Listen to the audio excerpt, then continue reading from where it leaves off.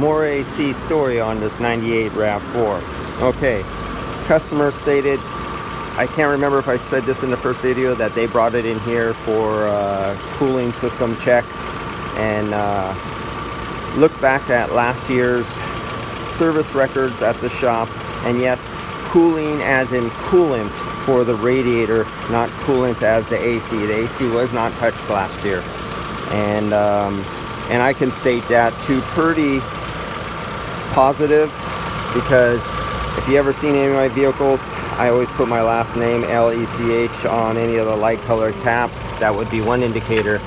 I always put my UV dye sticker somewhere in a permanent place, so if it gets in an accident, it doesn't get removed. It's more like up on a firewall or something like that. Usually that's missing. Another thing you can tell, let's say I was really busy and I forgot to put my name on the caps like I usually do, and let's say I forgot to put my sticker. Well, if you pull off one of the caps, inside the low side cap and inside the fitting, it would glow, because I would have a shitload of dye. Everything has dye. All my tools have dye on it, and every time I plug my low side gauge in, off and on, a fitting or high side, it always leaves a ring and evidence of dye from my gauges, and I always put dye in the system. But let's say I also ran out of dye that day and I couldn't put in dye, but there's usually so much leftover dye on all my fittings. Every time I just snap it on and off, the dye from the O-ring that's up inside my fittings will leave a trace, and next year I come back with a UV light and you can see I hooked up to that car before. So with all that set aside, I can safely say I did not work on this vehicle before. So getting back to the leaks, remember that big oily leak I found? Well, I cleaned it off. You can see it's all nice, bright and silvery colored right down there. That was it. That was all black and oily. And where the oil residue came out here, I cleaned it off. Used alcohol solvent and cleaned it off, make it really clean, because some of that came out here. So I used the light for leak detection. I used vacuum, which is a poor leak indicator for detection. I used, I took the dry nitrogen back. I used high pressure dry nitrogen looking for leaks in the system. Under vacuum and under pressure, I used ultrasonic leak detector, found nothing with nitrogen or vacuum. With refrigerant, after running it, getting the metal hot and the pressure up, I still found nothing with the ultrasonic. Then I broke out, since it has refrigerant in it, then I break out the leak detector for electronic heated diode leak detector. Still found no evidence of a leak. Went out throughout the rest of the system. So this system came in with zero refrigerant in it. Now, there was no evidence given by the customer. Was this car never touched in its entire life? And 1992 was this? What year do we have here? I already forgotten. I already said in the beginning. 1998. 1998. And if it's never been touched, and that was a really, really slow leak, and maybe somewhere else, you could be close to zero. I would say that.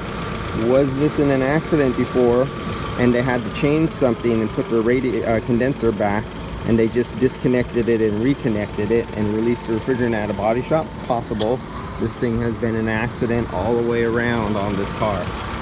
The value of this vehicle is about $500.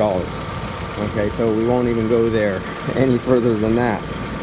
But other than that, I performed a deep vacuum. It held vacuum. I performed nitrogen pressure decay test. It passed that test. I used dye. It passed that test. I used the electronic refrigerant leak detector. It passed that test. I put bubbles on suspected leaks. It passed that test. So what can I say? They'll probably hold off on that repair because it's a few extra dollars. I mean, I would have done it, but they'll probably hold off on that. I cleaned it. It could be analyzed now and tell the customer we suspect that. But through all the tests, this passed. And this could leave here tonight and come back with empty refrigerant tomorrow with no refrigerant in it at all, because something opens up and gives off or blows out. We don't know. That's the thing about leaks. You could pass every test, drive away, customer comes back in 30 minutes, and you can have an empty system.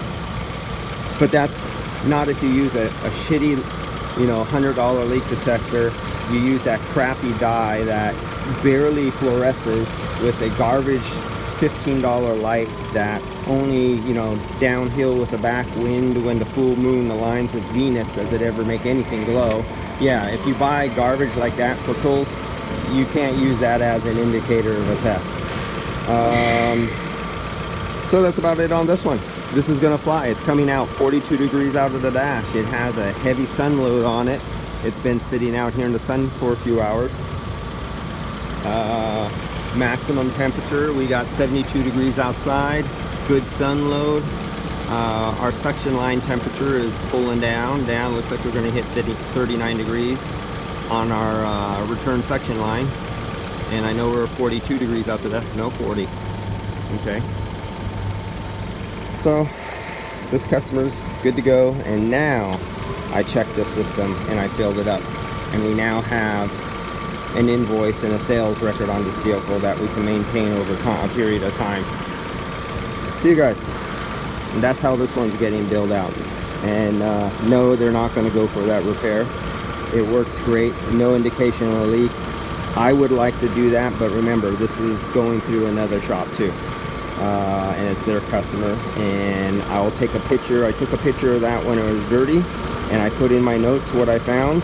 I took a picture of it after I cleaned it off, and I leak checked it with every available method I have, and it still passes. And you can hear the clutch cycling off and on thermostat. When it hits 32 degrees, the clutch cycles off, and then you hear it cycle back on.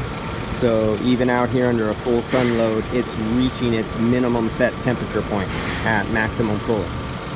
All right, gentlemen, see you on the next one.